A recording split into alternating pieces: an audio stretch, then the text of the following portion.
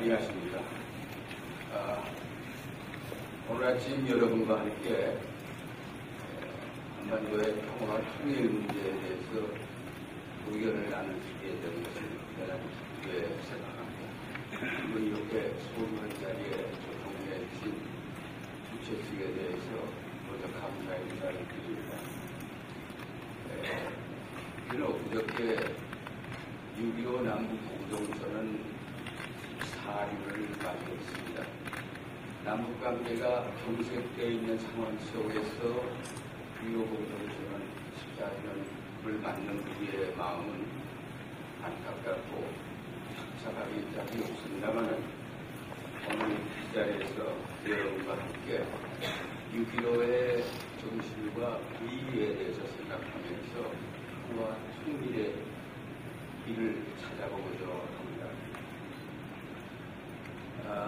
6.25 남북정상회담 전에 저는 김 대통령의 특사로서 를 받고 해서 김정일 위원장을 만났습니다. 먼저 정상회담에서 어떤 문제를 논의할 것인가, 무엇에 합의할 것인가 하는 것을 협의하기 위한 것이었습니다. 김 대통령께서는 저에게 특사로서 세 가지 임무를 주셨는데, 첫째는 도대체 김정일이라는 사람이 어떤 사람인가 하는 것을 확실히 알아가려고 하는 것이었습니다.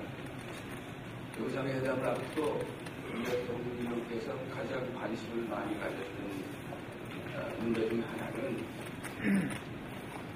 북상의 상대는 김정일이 어떤 사람인지 정보 보고를 이해할 것 같으면 정말 한심한 사람인데, 예를 들어서 군도에 둘러싸여가지고 밤샐 줄을 모른다든가 성격이 대북해서 벽비공같이 어디 튈지도 모르는 사람이고 말도 제대로 못하고 아주 좀 이상한 사람으로 이렇게 묘사된 정보보고를 계속 받으시면서 이런 사람하고 회담을 해서 무슨 성과가 있겠느냐, 이게 정확한 정보인지 한번 가서 확인해 보기 바란다 하는 게 첫째 일이고, 두 번째는 통상 국가 간의 정상회담을 할 것 같으면은 양국의 외교라는 사이에서 굉장히 오래동안 정상회담에서 취한 내용을 사전 조율하고, 그리고 정상회담 후에 발표할 합의문을 사전에 만들고 하는 것이 화려했는데, 북한하고는 그게 안 되거든요. 그러니 가서 북측에게 우리의 입장을 설명합니다. 자세히 설명해주는 한편 도대체 김정일은 무엇을 생각하고 있느냐 하는 걸 알아보라는 것이죠. 말하자면 예비 정상회담을 하고 오라는 것이고, 세 번째는 정상회담하고 난 후에 발표할 합의문 초안을 먼저 만들어가지고 오라 하는 세 가지 힘을 주셨어요. 저는 김정일 위원장과 5시간의 만남을 가졌습니다. 2시간은 아주 공식적인 이런 대화였고, 3시간은 만찬을 베풀어 주어서 만찬 석상에서 포도주를 마셔가면서 아주 자유스럽게 솔직한 의견을 나누는 시간이 되어서 대단히 좋은 기회를 가져게 했습니다. 어떠세요? 김대중 대통령이 실제 남북정상회담을 위해서 6월 13일에 평양에 도착했을 때, 물론 저도 같이 수행해서 가서 김 대통령을 위해서 보좌해드렸습니다만은,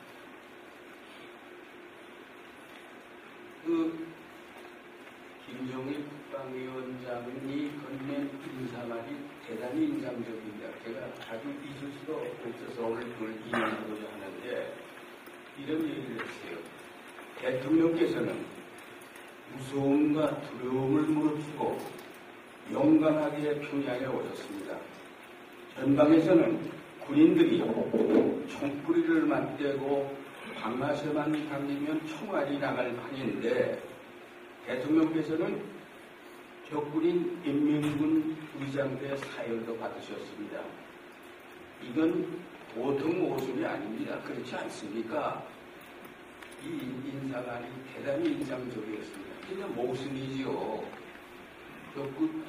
우리 국군사령관이 적군의 아주 적진 깊숙이 들어가서 심장부에 들어가서 상대방의 정상을 만난다는 것도 그렇지만은 적군의 의상대 사열까지 받는다는 것은 좀 아무래도 김대일 생각 같아서는 또 다른 사람이 보더라도 모순이 않을 수가 없겠죠. 그런데 김 대통령은 바로 이러한 우리 민족이 처해 있는 모순을 해결하기 위해서 위험을 무릅쓰고 평야에 가기로 결단을 내렸던 것이죠. 김 대통령이 생각한 모순이라는 것은 어떤 것인가? 2000년 이상 한민족으로서 하나의 언어, 하나의 문화, 하나의 역사를 간직하고 또 하나의 생활 관습을 간직해온 우리 민족이 하나의 국가로서 10년 이상을 유지한 우리 민족이 외세에 의해서 강요된 분단을 반세기 넘도록 지성하는 모습, 이건 보통 모순이 아니죠. 이 모순을 어떻게 해결할 수 있을 것인가, 즉 통일 문제에 어떻게 접근할 수 있겠는가 하는 생각을 갖고 가신 거고, 또 하나는 우리를 분단과 냉전으로 몰아넣었던 나라들이 모든 냉전을 끝내고 단신하고 있는데 우리 민족만이 아직도 불신과 대결의 냉전을 계속하고 있는 모습, 아직 평화를 이룩하지 못한 이 모습, 이걸 어떻게 해결할 것인가 하는 문제를 진지하게 협의하고 길을 모색하고 해서 했었습니다. 그래서 민족의 앞길을 밝히는 유리로 남북 공동체를 채택하고 아예 협력의 새 시대를 열어나갈 수 있게 됐던 것입니다.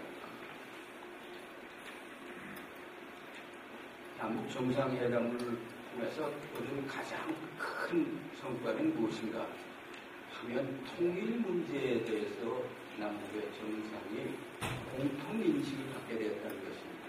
그것이 제일 중요한 것입니다. 남북관계를 개선하려면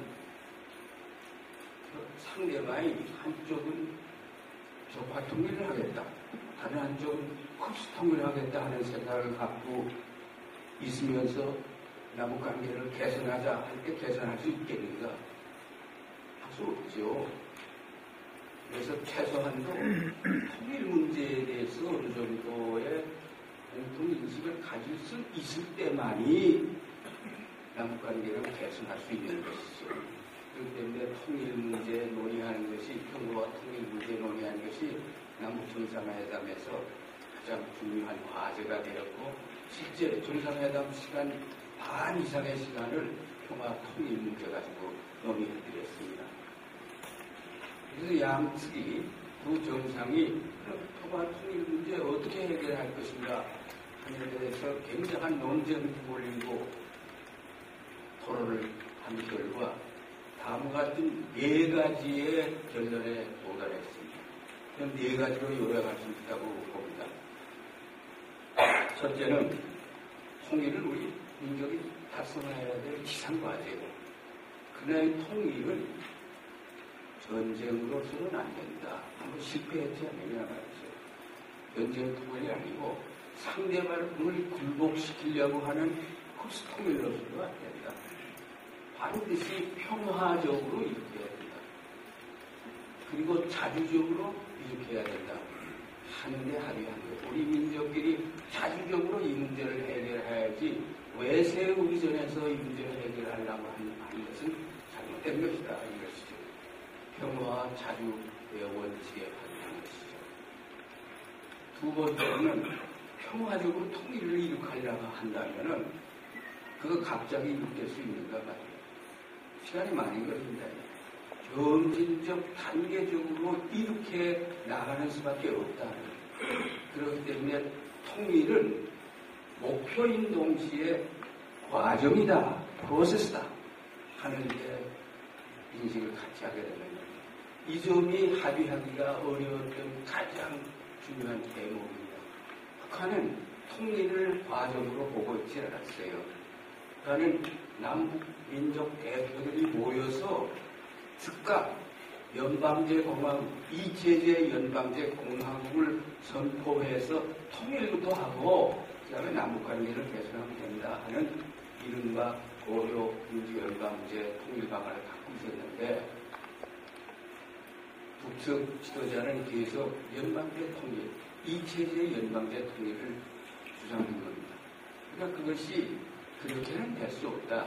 체제가 다른 두 실체 간의 연방제를 구성한다는 것이 구성한 예도 없지만은 불가능하다. 꼭 한 번의 예가 있었는데 1990년대 초 국제냉전이 끝난 후에 저 아라비아 반도 남쪽에 있는 남예멘과 북예멘이 연방제 통일에 합의해가지고 연방정부를 세웠어요. 그러다 얼마 안 가서 깨져가지고 전쟁을 통해서 통일하게 됩니다. 그것이 오늘의 예멘인데 왜 그랬는가? 한쪽에서 대통령이라고 한쪽에 부통령이라고 강요를 반반씩하고 뭐 그렇게다게 형식적으로 되어졌습니다만은 군대를 통합할 수가 없었어요. 남과 북의 예멘이 군대를 각각 가진 채 연방제를 형성했는데 그러다 보니까 의견이 충돌하고 이해관계가 대립되고 하자 나중에는 역시 군사적 충돌로 전쟁으로 가게 되었다. 이 예를 김대중 대통령께서 들으실 때 김정일 위원장이 이해가 됩니다. 군대 통합 그거 갑자기 안 되죠. 그러면서 자기들이 주장한 고려 연방제 통일 방안은 냉전 시대의 유물입니다. 그거 가지고 안 됩니다. 알겠습니다. 남쪽에서 주장하는 남북 연합을 통한 통일 방안이 현실적이고 합리적입니다. 하는데 동의하는 겁니다. 즉 통일을 과정으로 본다. 지금 남한 우리 사회에서 문제가 되고 있는 것이 바로 요점이에요. 통일을 과정으로 보지 않고 그걸 오늘 갑자기 올 텐데 결과로만 보고 기다렸다가 정상적이다 하는 사고방식들을 갖고 있기 때문에 남북관계가 깨지는 것이죠. 진행이 안 되는 것이죠. 근데 바로 이 문제를 남북 정상이 6.15 정상회담을 통해서 합의했던 사안이라 이겁니다.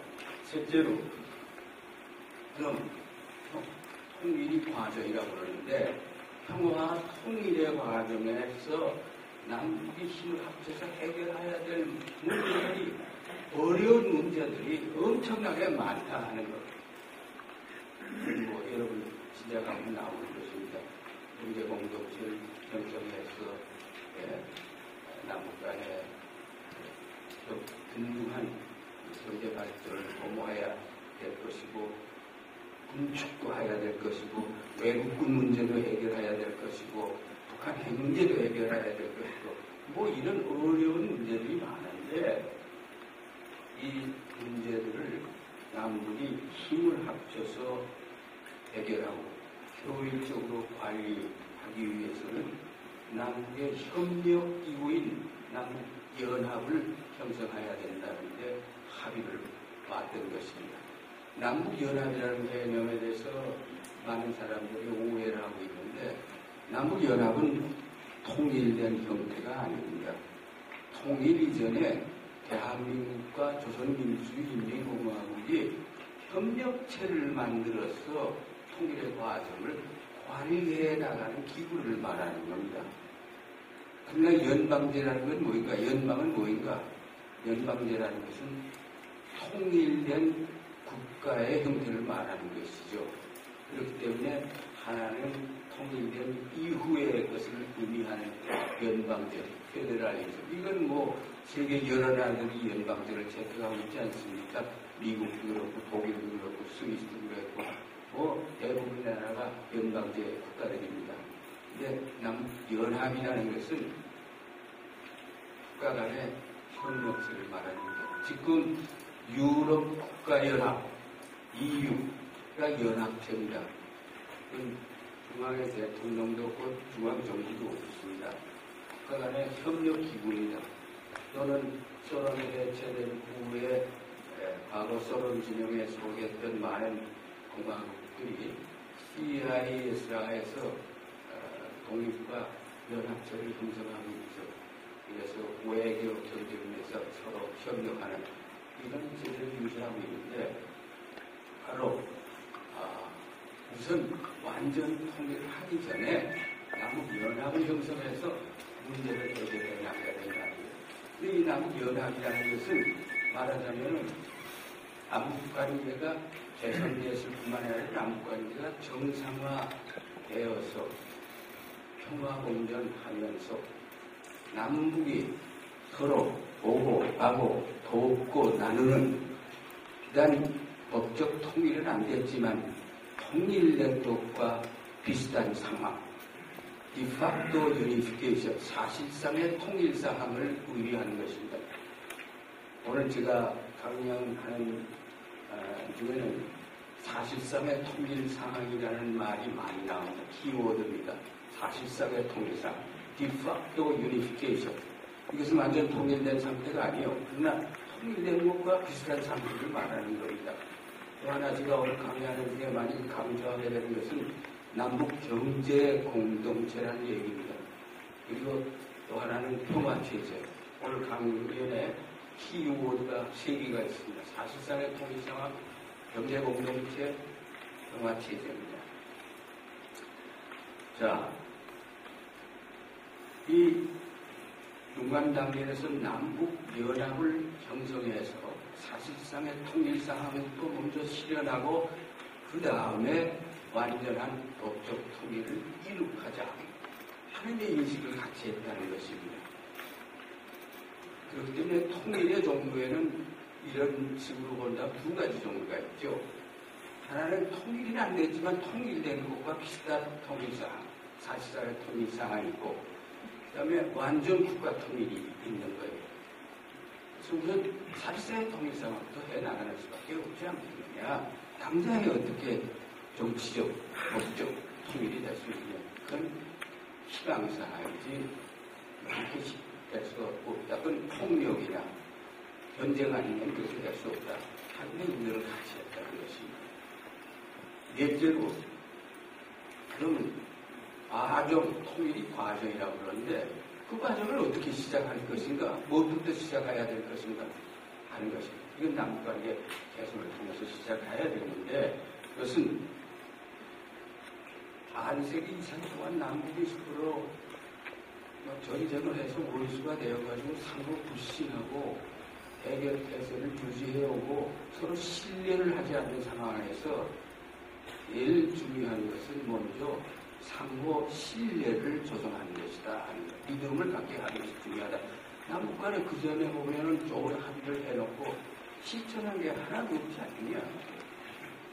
그렇기 때문에 신뢰를 조성해 나가야 되는데 이걸 어떻게 하느냐. 우리 오늘 남북의 두 정상이 앞으로 신뢰하기로 합의합시다. 도장 찍는다고 해서 신뢰가 조성되느냐 말이야. 거의도 없단 말이죠. 그것은 말로서가 아니라 서면 합의로서가 아니라 실천을 통해서 신뢰를 다져나가야 된다 하는 것이죠. 무슨 실천? 남북이 서로 경제협력을 하고 다방면에 거친 교류협력의 실천을 통해서 그 실천해 나가는 과정에서 신뢰를 조금씩 벽돌 쌓듯이 다져나가야 된다 하는 겁니다. 여러분 남북 6.15 남북 공동선언 제4항에 보면은 남북은 경제협력을 비롯한 여러 분야에서 실천을 통해서 신뢰를 다져나가기로 합의했다. 다져나간다는 표현을 썼어요. 박근혜 대통령 지금 이걸 신뢰 프로세스를 대국적으로 내었는데 대단히 옳은 생각이죠. 그런데 실천을 통해서 신뢰를 다져나가려는 노력을 하지 않기 때문에 1년 반 가까이 됐지만 오히려 불신만 고조가 되고 있는 것이죠. 현 정부의 신뢰 프로세스는 북한이 신뢰를 할 수 있는 행동을 먼저 보여라. 그럼 우리가 신뢰하겠다. 우리도 신뢰를 보여주겠다 하는데 그런 접근 방법을 해결이 안 되지 않습니까? 남북이 뭔가 합의해서 실천을 통해서 다져나가는 것밖에 없다. 이게 남북 공동선언 제4항의 것입니다. 이와 같은 점진적으로 과정으로서 점진적으로 단계적으로 이룩하려고 하는 평화통일 모델은 한반도의 이해관계를 갖고 있는 미국, 중국을 비롯한 여러 나라의 지지와 협력을 얻기에 충분한 현실적이고 이상적인 통일 방안에 틀림없다고 저는 생각하는 겁니다. 사실 그렇죠. 이 방법 위에 다른 방법이 없죠. 그래서 6.15 공동선언을 통해서 이와 같은 내용을 반영을 했는데 6.15 공동선언에는 어떤 의의가 있는가 하는 것 좀 정리하고 넘어가고야 합니다. 저는 4가지로 요약할 수 있다고 보는데 첫째로 6.15 남북 공동선언은 우리 민족의 나아갈 길을 평화 통일의 길을 밝혀준 선언이다 하는 것이죠. 평화와 통일의 길을 밝혀준 선언이다 하는 것이죠. 두 번째로는 남북 공동선언은 6.15 남북 공동선언은 실천 선언이다 하는 거예요. 그 이전에 남북 간의 합의서들이 여러 개 있는데 하나도 실천하지 못했는데 6.15 공동선언을 통해서 처음으로 남북 간의 실천을 해나가는 것입니다. 미국은 남북정상회담 이후에 무엇부터 우리가 실천해 나갈 것인가에 대해서 합의를 봤어요. 하고 싶은 일이 하도 많죠. 해야 될 일이 하도 많죠. 그럼에도 불구하고 우선 5가지부터 시작해보자. 5대 중점 사업에 합의한 겁니다.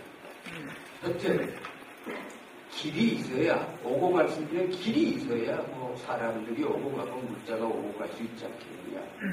그래서 철도와 도로를 연결하고 하늘길과 바닷길을 연결하기로 합의하고 실제 그렇게 만들었죠. 연선 쪽, 동해안 쪽 철도도로를 연결해서 평화해랑 피스 코리도를 만들어서 남북이 오고 갈 수 있게 됐습니다. 요새 다 중단이 되어 있는 상태이지만은 길을 만들었어요. 이게 첫째고. 두 번째는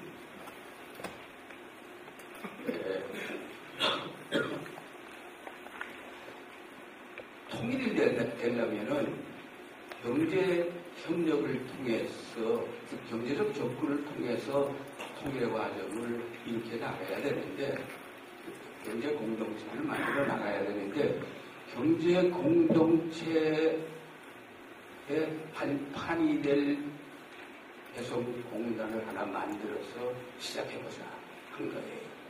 그래서 개성공단에 우리 기업이 진출하고 북한 노동자들을, 북한의 토지와 노동자들을 활용해가지고 경제협력의 모델을 만들어서 경제공동체의 시범사업을 한번 추진해보자. 아신 바와 같이 지금 개성공단에는 우리 남한 기업이 120여 개 진출해 있고 여기에서 일하는 북한 노동자들이 5만 3천 명에 이루어 있죠. 이보다 더 많이 신전에 썼어야 되는데 그저 몇 년 전 상태에서 그대로 머물고 있는 게 떼지지 않은 것만 해도 다행이겠죠. 그다음에는 관광 사업을 계속 확대해 나가자. 금강산 관광으로 시작했죠. 아마 금강산 관광 다녀오신 분들이 많이 계시라고 보십니다만 190만 명이 다녀왔어요. 그리고 개성 관광, 백산 관광으로 앞으로 확대해 나가자 하는 것이죠. 실제로 이산가족의 상봉을 실현했습니다.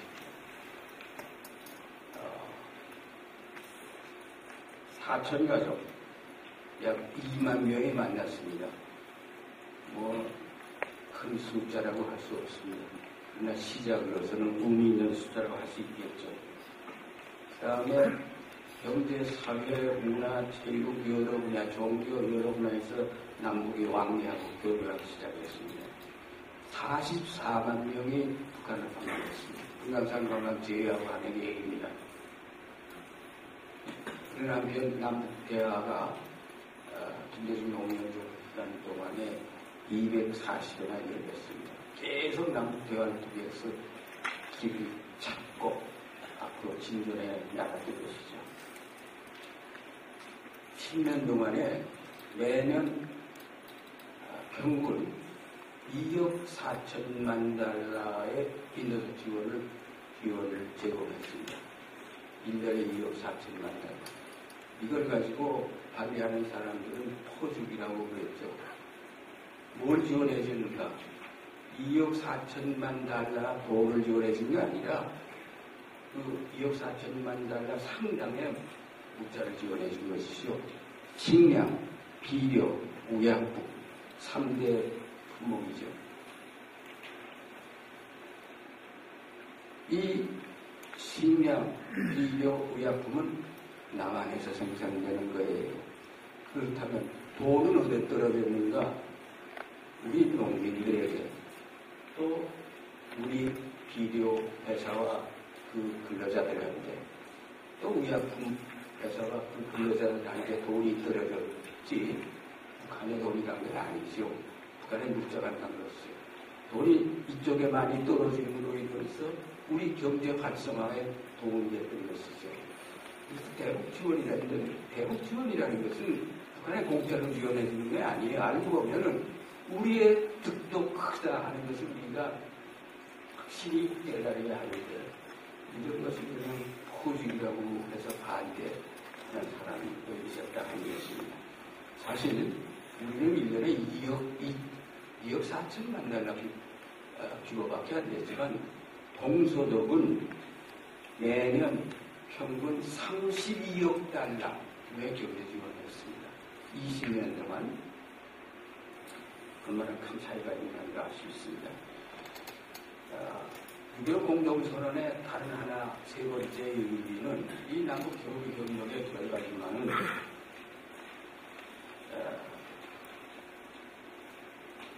6.25 공동선언을 통해서 부심과 대결의 시대를 넘어서 화해 협력의 새로운 시대를 연결했다 이겁니다. 남북 간의 접촉과 왕래, 교류와 협력이 심화되면서 시민 참여의 공간이 넓어지고 서로 상대방을 더 잘 알 수 있게 되고 적대의식이 수그러들기 시작하고 긴장이 완화되고 민족 공동체 의식이 함양되면서 남북 상호 신뢰 싸움이 트기 시작했다 하는 것입니다. 그리고 이와 같은 교류 협력이 심화될 때 북한 사회에도 변화의 물결이 일어나기 시작했다 하는 것이죠. 그간에 외부 정보가 유입되기 시작했고 사회 통제가 약화되기 시작하고 그 변화가 있습니다. 이 결과 최근의 북한 사항을 여러분 남북의 창이라든가 다른 뉴스를 통해서 보고 계시라고 봅니다만은 스위스 사람인데 평양에 6-7년간 상주하면서 유럽 국가들의 북한에 대한 인도 지원을 담당했던 분이 한 분, 셀베거라는 사람이 있습니다. 그 사람을 작년에 만났더니 지난 6-7년 동안 자기가 평양에서 목격하고 경험하고 한 것과 오늘의 북한이 어떻게 변했나 하는 것을 M자로 시작되는 단어 5개로 표현할 수 있다고 얘기하더라고요. 5M. 첫째, 마켓. 그러니까 시장 경제가 엄청나게 자랐다. 그 몇 년 동안에. 이건 다 잘 아시죠. 둘째, 머니. 돈. 북한 사람들이 돈 맛을 알게 됐다 하는 거예요. 특히 외야이 죽자 하고 확보하려고 노력하고 외야만 많이 갖게 되면 생활이 풍족에 따라 훨씬 더 좋아질 수 있다. 그러나 지금 외야가 많이 유입됐어요. 어떻게 유입됐나 하면은 현에서 최근 몇 년 동안 해외 파견 노동자들의 숫자가 엄청나게 많이 늘어났습니다.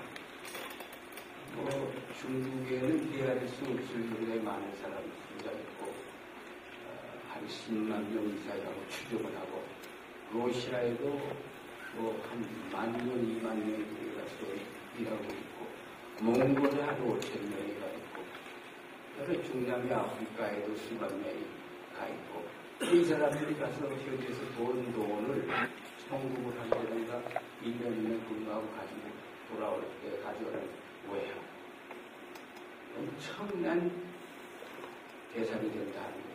북한에서 1달러의 환율이 공정한 환율이 100원 정도인데 지금 1달러가 시장 가격이 8,000원이라 하는 거예요. 북한 근로자들의 월급이 아주 제일 높게 받는 수준이 4,000원 정도, 3,000원, 4,000원 정도 되는데 1달러는 2달러 올리기 때문에 있죠. 그래서 외국에서가 근무하다가 한 500달러든지 몇백 달러 가져오면 엄청난 부자가 된다는 거예요. 그래서 오늘날 북한에서 이 사람들이 해외 파견 노동자, 그 다음에 무역에 종사하고 하는 사람들이 중산층을 형성하기 시작했다는 말이 나올 정도에 돈을 굉장히 사랑한다 하는 것이죠. 세 번째는 모바일, 핸드폰. 엄청나게 많이 보급됐죠. 200~300만 대 이루고 이건 정보 소통이 된다는 얘기예요. 이건 혁명입니다. 네 번째는 모텔, 자동차 수가 엄청나게 늘었다는 겁니다. 그러면서 다섯 번째로 마인드셋, 마음가짐이 변하기 시작했다 하는 거예요. 이렇게 변할 수 있었던 것은 배고프고 영정증을 통해서 변화를 이제해 본다고 하는 것이 굉장히 거짓이만은 조금씩 나타나고 있다는 것을 말하는 것이죠. 네 번째 6.15 남북 공동선언의 의미는 6.15 남북 공동선언은 우리 민족의 운명이 외세에 의해서 좌우되어 왔지 않습니까? 그런데 우리가 우리 힘으로 민족 문제를 해결할 수 있다는 자신감을 과시하고 민족 자존을 드높이는 계기가 되었다 하는 것입니다. 6.15는 미국이나 중국이 하라고 해서 하는 것이 아니죠. 남북이 합의해서 자신에서 했죠.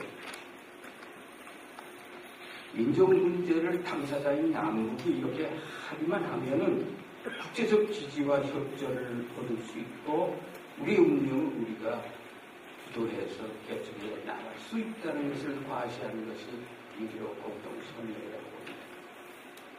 우리 외세 우전적인 사고방식에서 좀 탈피해야 되고 우리도 이제 이렇게 할 수 있다 하는 자신감을 여자들은 가져야 되지 않겠나 하는 것입니다. 자, 몇 가지가 6.15 문제를 생각해보는 대목인데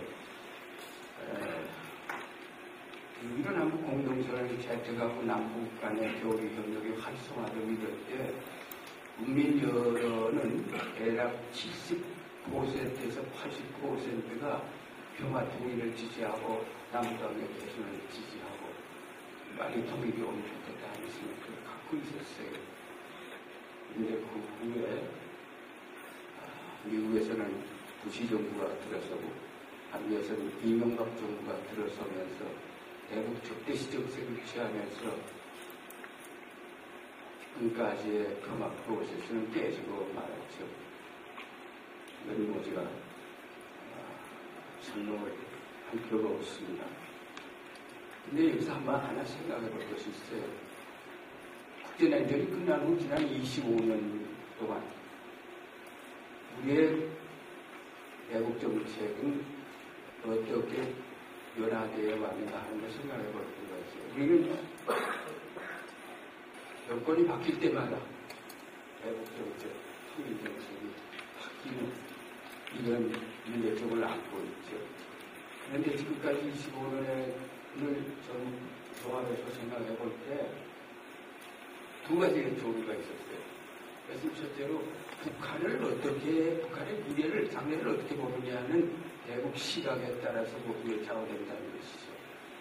첫 번째 시각은 북한도 중국이나 베트남처럼 점진적 단계적으로 변해 나갈 것이다 하는 점진적 변화론입니다. 점진적 변화론에 입각한다면은 이런 정부는 입각하고 정책수반인 정부는 통일정책을 점진적 평화, 통일 정책을 내세우고 그 대북정책은 화해 협력의 포용정책을 위해서 추진하게 됩니다. 우리 역사를 통해서 보면 노태우, 김대중, 노무현, 세종과 이국에 속했어요. 그런가 하면은 이거는 반대로 북한은 동유럽 국가들처럼 조만간에 급변 사태가 일어나서 곧 붕괴될 것이다 하는 생각. 이것을 붕괴임박론이라고 합니다. 붕괴임박론. 붕괴임박론을 토대를 두고 북한을 붕괴임박론을 신봉하는 정부는 통일정책이 북한이 붕괴되는 것을 기다렸다. 또는 북한의 붕괴를 촉진시켜서 굳이 통일하겠다 하는 생각을 갖게 되고, 대북정책은 압박과 제재를 가해서 북한의 붕괴를 촉진시켜보겠다 하는 이런 말하자면 대결정책, 적대적 대결정책을 취하게 된다 하는 것입니다. 사실상 이런 정책을 취하는 것은 김영삼, 이명박 정부가 있고 박근혜 정부가 어떤지 좀 상상합니다. 저는 이쪽에 속하지 않겠는가 하는 생각을 자꾸 시작할 때는 그렇지 않았던 것 같은데 사실 북한이 곧 붕괴될 것이라고 기대할 수 있었던 사건이 지난 25년 동안 3번 있었어요.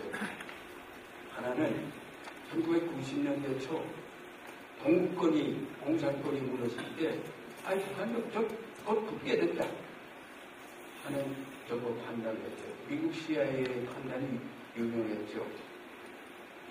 sudden collapse, 갑자기 붕괴될 것이다. In a few years, 1년 내에 like 루마니아처럼 1년 내에 갑자기 붕괴될 것이다. 그런데 붕괴되지는 않았어요. 두 번째는 김일성이만 죽으면은 저건 붕괴된다. 그런데 김일성이 죽고 이어서 100년 만에 처음이라는 물난리가 나서 수십만 명의 아사자가 생기고 수십만 명의 탈북자가 생기던 때가 있었죠. 1994, 95년을 얘기한다. 이때 북한은 이견이 곧 붕괴된다. 어떤 신문은 금년을 넘기지 못하고 붕괴된다 하는 일면 탑으로 내걸었던 기사들 여러분이 곧 기억이 날 겁니다. 어떻게 된 영문인지 정리가 안 됐죠. 네 번째는 김정일 위원장이 실제 이사에 생겨가지고 곧 쓰러질 것 같다. 급변 사태가 곧 올 것이다. 그래서 수동에 대비해야 된다. 이명박 정부 때문에. 그리고 벌써 몇 년이에요. 북한 구구의 3대 세습을 하면서 안정적 정책을 유지하고 있는 것이죠. 이렇게 볼 때 그건 우리의 wishful thinking, 그렇게 됐으면 좋겠다 하는 희망사항이지 사실에 입각한 올바른 판단, 북한 체제의 특성에 대한 이해부족으로 인해서 생겨난 판단이었다는 것을 우리가 알게 됩니다. 물론 앞으로도 이런 사태가 북한이 여기 붕괴될 가능성이 있다는 가정 위에 비상계획을 세우고 하는 것은 중요합니다. 그래서 노태우 정부 이후에 정부는 비상계획을 계속 수행해요. 요새는 모르겠는데 아마 갖고 있을 겁니다. 비상계획을 갖고 있어요. 그냥 그걸 공개하지 않습니다. 매년 계속 뭐가 발전시켜 나가고 있을 뿐이죠. 그러면서 남북관계를 어떻게 개선할 것인가 하는 정책을 취해 나가는 거예요. 북의 대표는 그게 되더라도 정상적으로 남북관계에서 발전시키는 노력을 추진하는 것이 맞다는 것이죠. 박근혜 대통령이 금년 초에 통일을 개혁했다 하는 유명한 말씀을 하셨는데 박근혜 대통령이 처음 하는 얘기는 아닙니다만은 그리고 일부에서는 그 대박이라는 말이 사행의 신과 관련된 얘기에서 대통령이 사용한 경우가 아니라 하고 비판한 사람도 있지만은 그런 말씀입니다. 그러나 저는 좀 생각을 달리합니다. 남북관계가 경색되면서 한 5년 동안 경색되면서 우리 국민들이 통일을 해서 뭘 하느냐? 통일 위험도 많이 든다는데 우리끼리 잘 먹고 잘 살면 됐지 그때요 통일한다고 노력할 때가 이때라는 생각이 만연이 됐어요. 통일에 대한 부정적인 생각. 그런데 박근혜 대통령의 통일이 대박이다 하는 이 선언으로 발표로 말미암아 통일에 대해서 우리 국민들이 다시 한번 생각하게 되는 기회를 갖게 되었어요. 통일의 당위성에 대해서 다시 한번 생각하게 되고 통일이 되면은 확실히 우리에게 경제적으로 큰 이익이 되는구나 하는 것을 깨닫고 부정적인 생각을 했던 사람들이 많은 사람이 생각을 달리하게 됐다. 하는 의미에서 저는 잘했다고 봅니다. 그럼에도 불구하고 뭐가 문제가 있나 하면은 대박이 되고 축복이 된 통일을 어떻게 할 것인가 하는 데 대한 구체적인 설명이 없어요. 오히려 통일이 곧 다가오는 것 같은 뉘앙스를 풍기면서 그때에 대비한 준비를 해야 된다.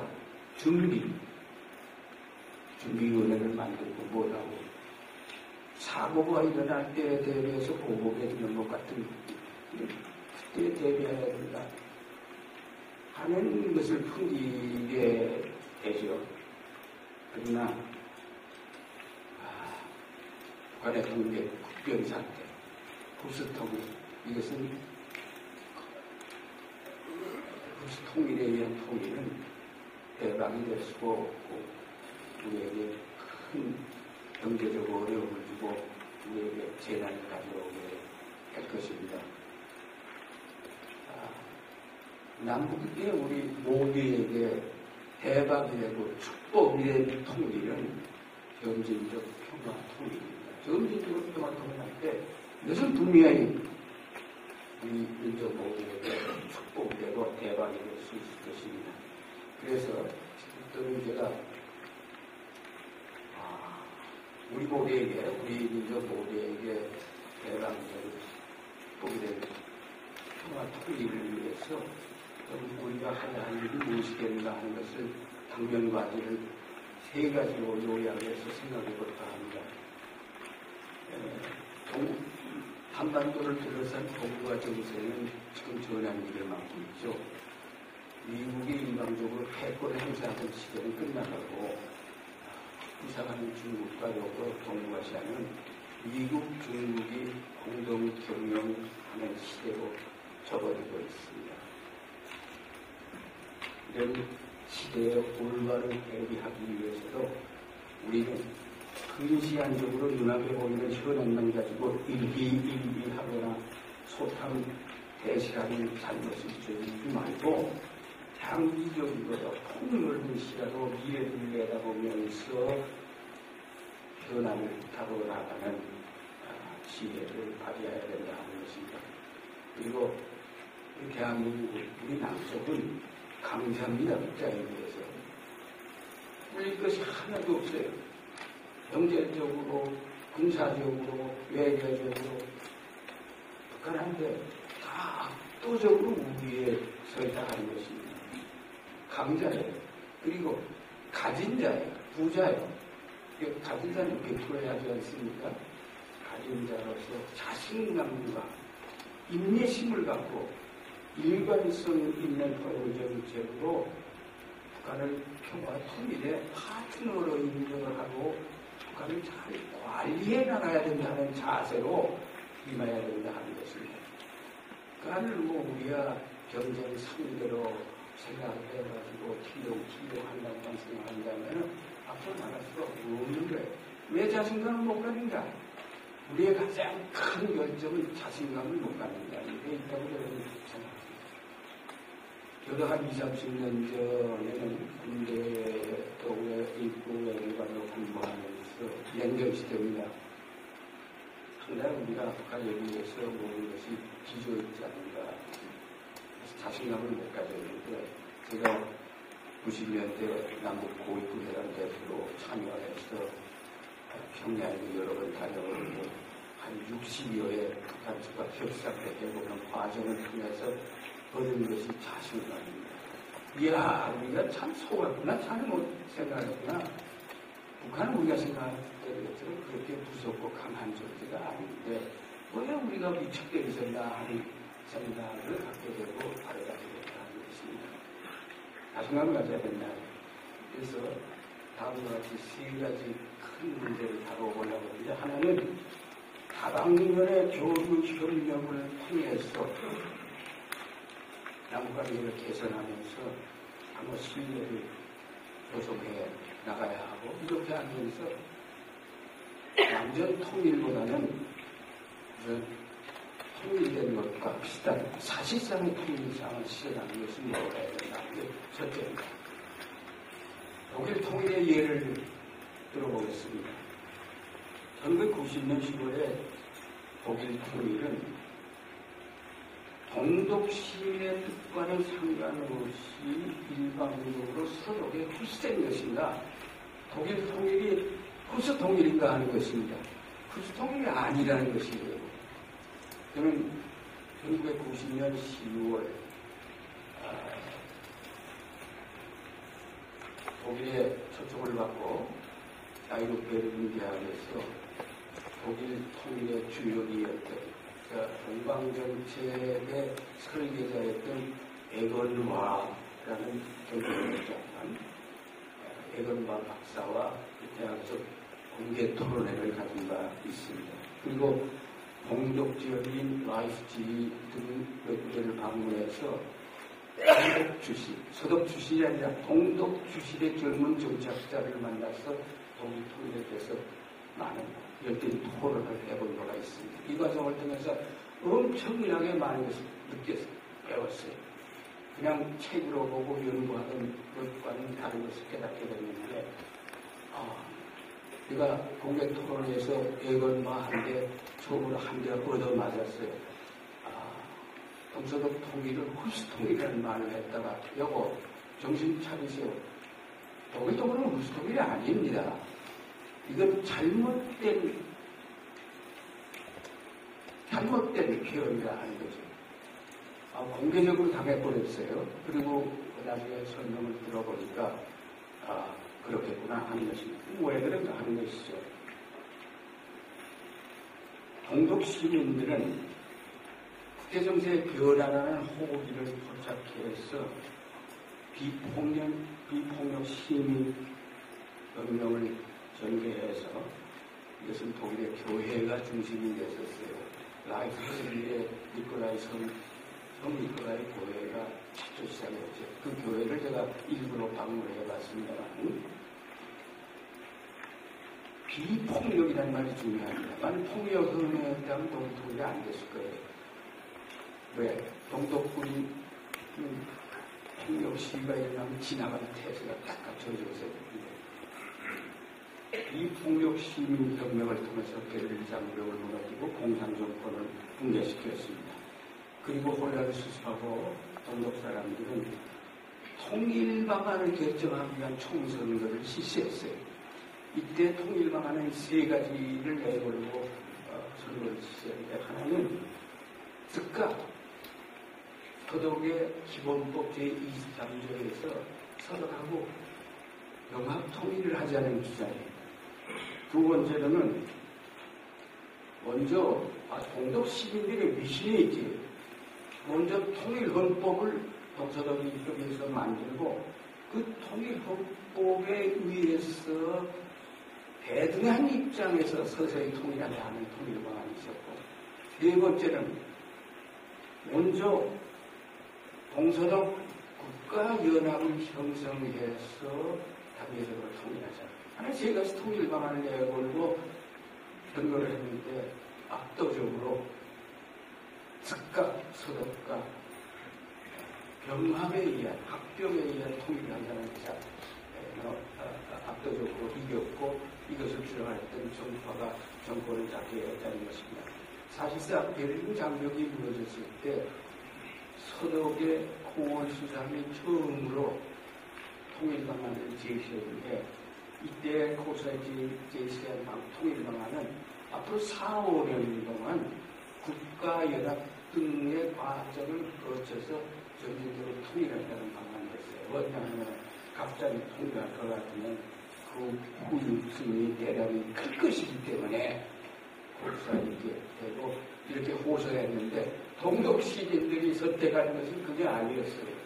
동독 시민 즉각 서독과 작사는 서독과 통일해서 빨리 작사하고 싶다 하는 이 방안을 대했던 것이죠.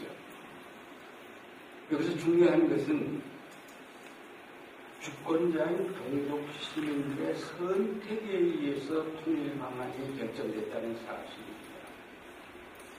서독의 강요에 의해서 굽시된 통일이 아니라는 것입니다. 그래서 수통이라는 말 사용에 있어서 상당히 조심해야 될 것이다. 합의에 의한 통일이었다 하는 것입니다. 서로 수립된 동독의 민주정부는 서독과 협상을 통해서 그렇게 통일합시다 하는데 합의를 합니다.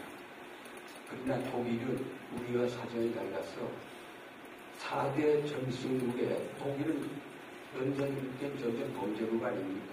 그때까지 와서 또 4대 전승국에 의해서 통제되고 있는 완전 독립가 아니었었어요. 그래서 4대 전승국의 독일 승인 없이는 통일할 수 없는데 그래서 동서독이 우리 통일합시다 하는데 합의하고 난 후에 동서독이 힘을 합쳐서 한 입을 하나로 모아서 4개국과 협상을 통해서 그 2+4 협상이라고 그러는데 이 협상을 통해서 4개국을 결정해서 통일을 쟁취하게 되는 거예요. 통일조약이 체결됩니다. 이때 여러분 잘 아시겠습니다만 영국하고 프랑스는 끝까지 죽으라고 반대해서 뛰어보는 거예요. 그러면 다시 독일이 융성해져서 무슨 짓을 할지 모른다는 불안감이 있었기 때문에 그렇죠. 오로지 독일의 통일을 적극적으로 지지하는 것은 소련의 고르바초프였었죠. 그런데 독일 사람들은 고르바초프를 상당히 감사하게 생각하고 있는 것입니다. 그럼 동독 시민들이 이런 결심을 하게 된 원인이 어디에 있겠는가 하는 게 그것은 서독이 지난 20여 년 동안 동방정책을 통해서 매년 평균 32억 달러가 되는 경제 지원을 해주면서 접촉을 통한 변화 정책을 추진한 겁니다. 그래서 동서독이 인적 왕래와 접촉, 교류 경력을 통해서 분단으로 인한 양측 시민들의 불편과 고통을 해소하고 민족 독립성을 유지하는 데 최우선의 목표를 두고 통일되는 힘들 것이다 완전. 그러나 통일정국과 비슷한 상황부터 먼저 만들어 나가자. 사실상의 통일 상황도 만들어 나가자. 이 팍토 유니피케이션 개념이 여기서 나오는 겁니다. 통일 안 돼도 좋아. 그냥 통일된 것과 비슷한 상황도 먼저 만들어 나가다 때가 오면은 통일할 수 있지 않겠는가 하는 조금의 생각이었죠. 특히 서독의 지도자들은 통일되기 얼마 전까지도 통일이 가까운 시기에 가능하게 생각한 사람이 극히 드물었다는 예진명으로 유명하죠. 이런 과정을 통해서 사실상의 통일상을 실현하고 동독 시민들의 의식 변화를 가져오게 하고 동독 시민들의 민심을 얻었어요. 그리고 동독 시민들이 들고 일어나서 공산주의 운동을 꾸리고 합의에 대한 통일을 가게 된 것입니다. 우리도 통일하려면은 이 비슷한 방법으로 가야 되지 않겠나 저는 생각합니다. 우리가 독일과는 뭐 여러 가지로 다른 점이 많죠. 우리는 동족 산전의 전쟁을 겪어서 서로가 원수가 된 상태에서 반세기 이상 맹렬을 그리스도에 왔다든가 또 여러 가지 차이점이 있음에도 불구하고 중요한 것은 남과 북이 화해하고 전쟁을 했기 때문에 화해하고 그다음에 남북 경제협력을 활성화하고 이 협력을 통해서 우리도 갑자기 통일부터 말할 것이 아니라 통일된 것과 비슷한 사실상을 통일하는 또 만드는 것이 아니라 남과 북이 서로 오고 가고 돕고 나누고 한다면은 통일력으로 비슷하지 않아요? 그때가 정치적 통일이 안 됐다 하더라도 불편과 고통을 많이 겪을 수가 있기 때문에 이것도 하자. 남북 정상회의에서 합의했던 것이 옳은 길이다 하는 것을 다시 한번 독일 통일로서 깨닫게 됩니다. 둘째로 경제적 접근을 해야 된다 하는 것입니다. 경제 경력을 활성화해서 남북 경제 공동체를 형성 발전시켜 나가야 한다는 것입니다. 남과 북은 한 20년 동안, 25년 동안 세 가지의 중요한 합의를 했어요. 첫째, 남북 기본항소가 있고, 둘째, 6.15 남북 공정선언이 있고, 셋째, 14 남북 정상선언이 있어요. 이건 연습선상에 있는 합의들입니다. 같은 내용에 같은 취지, 다만 그 시기에 맞게끔 보다 더 보호가 발전되는 것을 분리합니다. 이 남북 간에 합의한 3대 선언 중에 공통적으로 들어있는 가장 중요한 것이 뭔가 하면은 민족 경제의 균형적 발전과 민족 전체의 독립 향상을 위해서 경제 공동체를 만들어서 상호 우전도를 높여나가자. 이렇게 해서 통일을 하자 하는 것입니다. 이것이 통일의 척결이에요. 여기서 저는 중국과 대만의 예를 들고자 합니다. 중국과 대만은 최근 5년 동안 경제 공동체를 형성해서 통일은 안 됐지만, 정치적 통일은 안 됐지만 통일된 것과 비슷한 사실상의 통일상을 실현하고 있다 하는 것이 우리가 하고자 했던 것을 중국과 대만이 먼저 실현하고 있는데, 저는 작년에 일부러 대만에 가서 이 상황을 좀 파악하고 오고 했습니다만은 중국과 대만은 서로의 차이점은 제쳐두고 공동이익을 추구하는 사자성어 구동조리의 정신에 기초해서 경제우선 실용주의로 최근 5년 사이에 엄청난 발전을 이룩하고 있는데, 교역과 투자 등 경제 협력이 활성화되면서 대만과 중국 간에는 처음으로 6년 전에 경기 항공노선을 개설했는데, 시작할 때 주당 30개 항공노선으로 시작했던 것이 작년 초 통계를 볼 것 같으면은 주당 800편이 운행됩니다. 800편. 그래서 중국의 50개 도시와 대만의 9개 도시 간에 항공노선이 연결이 되어 있어가지고 작년 통계를 보면은 약속을 왕래하는 인원이 800만 명이 넘어섰다는 것이에요. 이 중 물론 대만 사람들이 대부분 많지만 중국 사람들이 대만 방문하는 수가 매년 늘어나서 작년에 200만 명이 중국 사람이 대만을 방문했다.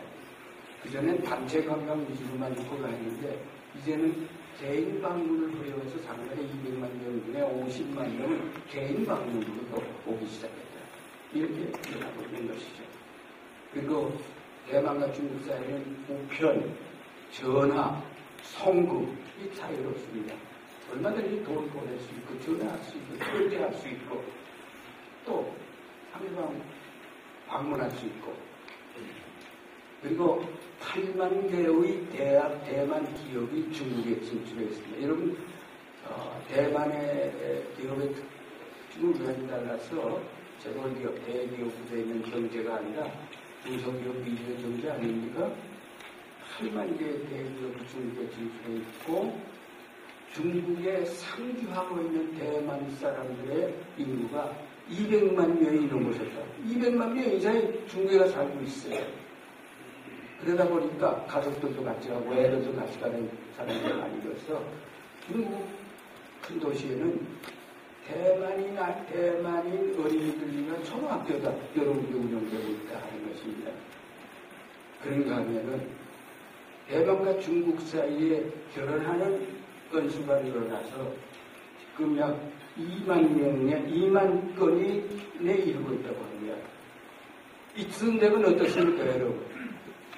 통일이 못됐지만 통일된 것 비슷하지 않아요. 대만과 중국은 그렇게 쉽게 통일 못됩니다. 상당히 오래. 미국이 대만을 놓지 않는 한 통일될 수가 없어요. 그렇기 때문에 그 통일되기 전에 선택한 방법이 경제공동체 협상을 통해서 사실상의 통일상을 실현하는 것입니다. 우리가 하고자 했던 거예요. 또 앞으로 우리도 이렇게 해야 된다 하는 거 아니겠습니까?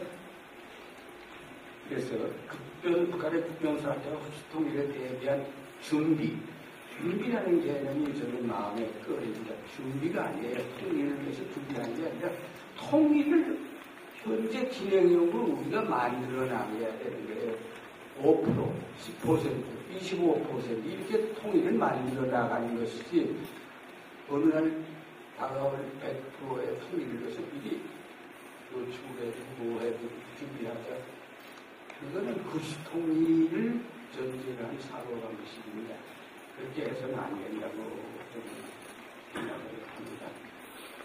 그래서 지금부터 계속해서 북한과 경제협력을 통해서 북한에 투자를 하고 북한의 인프라 또 산업구조 보정을 하게 도와주고 이렇게 하면서 북한의 경제 성장을 도모하는 것이 우리의 경제에서 이득이 될 뿐만 아니라 통일을 촉진하는 길이 될 것이라는 것입니다. 통일은 대박이다 하는 말을 제일 처음으로 공개적으로 사용하고 책을 낸 분이 있어요. 중앙대학교의 경제학 교수인 신창민 교수가 2년 전이나 3년 전에 통일은 대박이라는 책을 냈는데 이분은 경제학자 한 20년 동안 꾸준히 남북 경제협력 통일무역 이런 문제 가지고 연구해온 결과를 보고서를 내고 그다음에 대중들이 보기 쉽게끔 책자를 낸 거에 있어요. 이런 관심 있는 분 한번 보실 필요가 있다고 보는데 이분이 이런 주장을 했더라고요. 우리가 우리의 GDP의 1%, 우리 GDP가 1조 달러에서 1조 하는 것이 2천억 달러겠죠. 1%라면 1년에 100억 달러 수준이죠.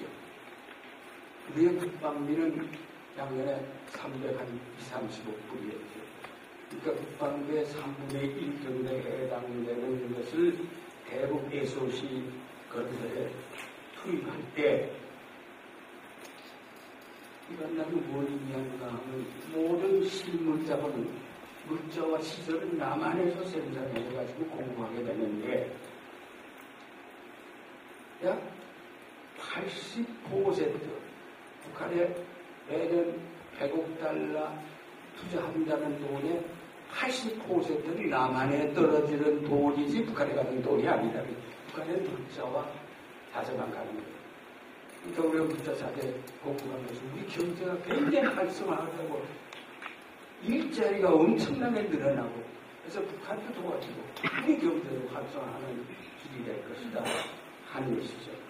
그리고 우리는 통일되기 전에 북한의 저렴한 노임을 마련해서 지금 북한 노동자 활용하려면 100달러, 200달러 수준이 되는데 통일된 후에 하려면은 현재 우리 기준으로 1,000불 이상씩 드려야 될 거 아니겠어요?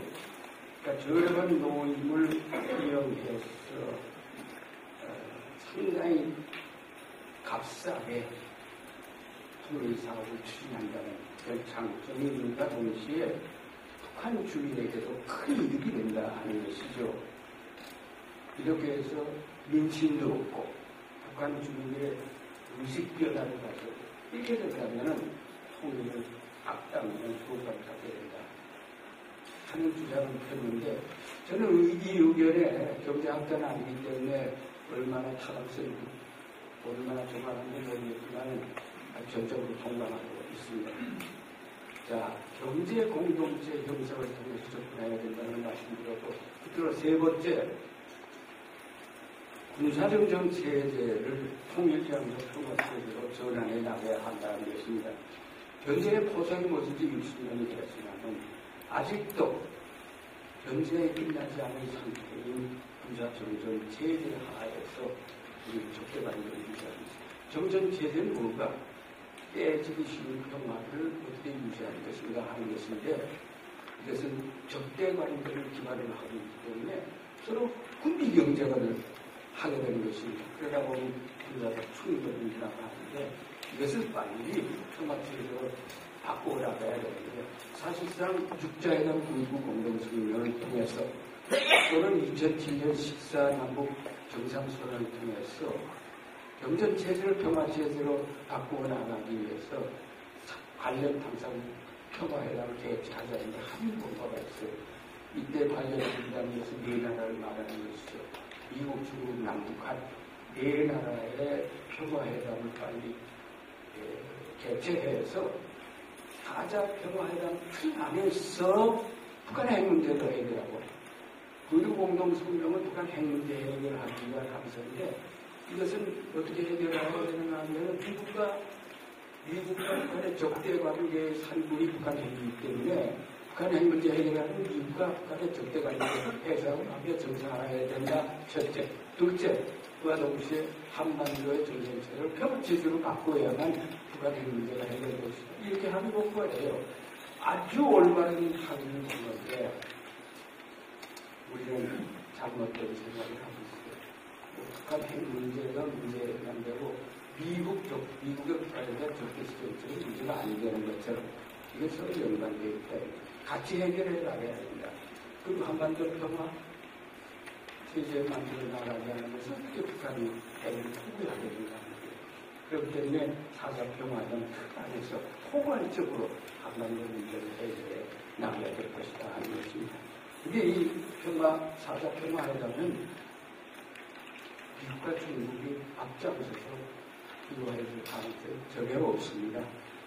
남과 북이 힘을 합쳐서 축복하지 않는 한 성사되기도 어렵고 성사된다 하더라도 문제는 일반이라고 보여요. 그러다 보니까 남북관계 개선 발전이 필요하죠. 하는 것을 강조하고 있습니다. 시간이 다 돼서 말씀드린 것은 저희 지금까지 분단 70년이 명령이면 분단 70년이 된다면 빠르면 빠를수록 좋지만은 아무리 늦어도 30년 내에 완전 통일이 가야 되겠다. 30년? 너무 길지 않나? 이렇게 생각할지 모르겠지만 아까도 말했지만 우선 사실상의 통일사랑부터 앞으로 4, 5년 내로 이룩하고 3, 4년 내에 빠르면 빠를수록 좋지만 이룩하고 남북의 어려운 문제를 남북이 힘을 해결해 나가는 과정을 통해서 한 10몇 년 후라든가 완전 통일을 가야 되겠다. 이러기 위해서는 중요한 것이 평화와 통일은 용서와 화해, 사랑과 나눔을 통해서 북한 공포들의 마음을 얻어가는 과정이 통일을 나선다고 정의할 수가 있는 것입니다. 평화 통일은 북한 정권을 외부의 힘으로 붕괴시켜서 이룩할 수 있는 것이 아니라 접촉과 교류, 경제협력을 통해서 북한 동포들의 마음을 얻어서 북한 동포들이 주체가 되어서 통일을 선택하고 남과 북이 동포를 힘을 합쳐서 통일을 이룩하는 것이지 외부의 힘으로 내부의 힘으로 가능할 수 있는 것이 그렇게 할 수 있도록 우리는 올바른 정책을 지나가야 된다 하는 것입니다. 저는 교회나 종단체 강의원을 자주 나갑니다만 이번이 준비되어 있습니다만 남각이 열심히 심고 물 주고 정성껏 가꿀 때만 하나님은 자라나게 하고 평화의 꽃을 피워주고 통일의 열매를 맺게 해주신다 하는 것이 있습니다. 우리가 노력하지 않으면 하나님이 그렇게 해주시잖아요. 하나님도 공짜가 별로 아닌 것 같아요. 그래서 우리 다 같이 힘을 합쳐 노력하기를 고사하면서 제 발언을 마치겠습니다.